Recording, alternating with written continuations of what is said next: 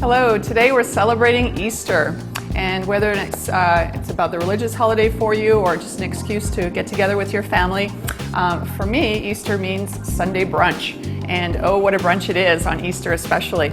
So what do we need? We need some brunch cocktails to go with that delicious Sunday brunch. So I've got a few ideas for you, and the one I'd like to prepare for you right now is a twist on the classic Bellini. The Bellini was invented in Harry's Bar in Venice, Italy, and this is a twist on that. The classic is Prosecco, which is that Italian sparkling wine, and white peach puree. Okay, that's the original recipe.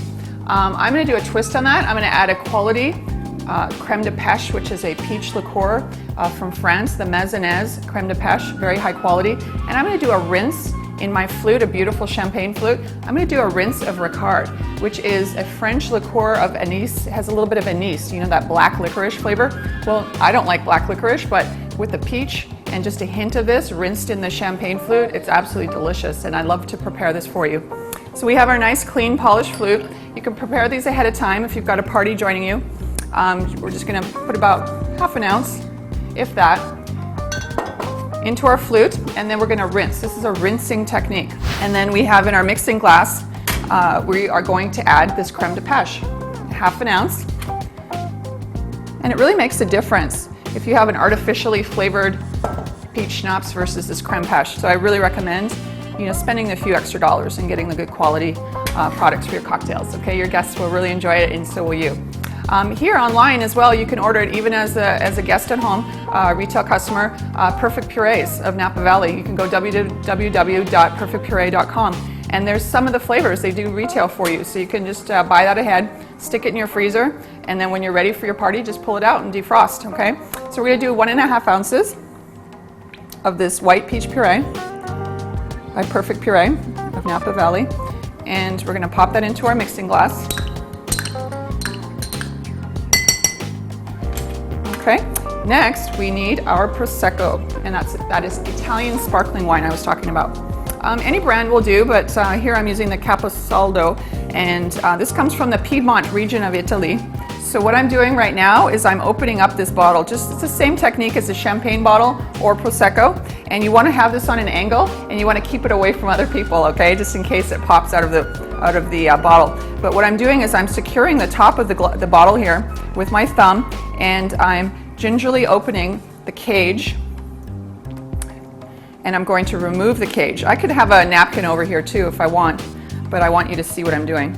Okay, and then what I'm going to do is with my other hand I'm transferring my weight here, and I'm going to twist the bottle. You want to twist the bottle, okay?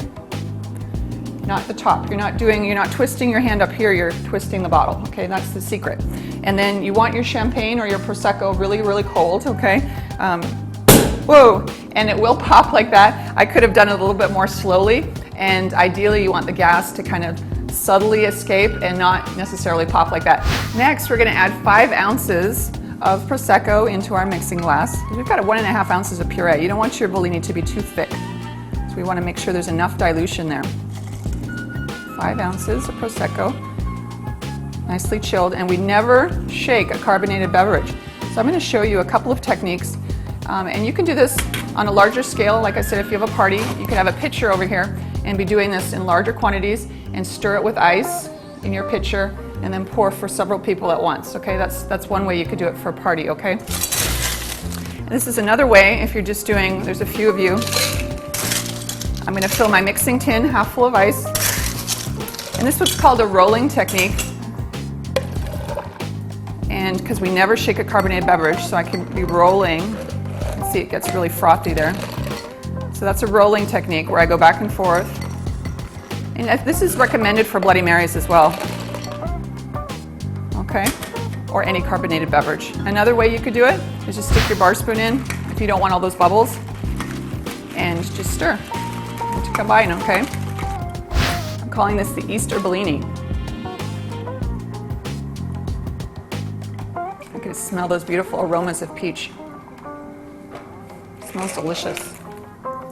And last but not least, we always eat with our eyes, right? So we're going to top this off with some fresh tarragon, because if you think about Ricard has that anise flavor, right? Well, so does tarragon, so it kind of ties together those beautiful flavors. Okay, so happy Easter to you and yours, and let's try this delicious Easter Bellini. Beautiful peach notes, like I was saying, in the nose.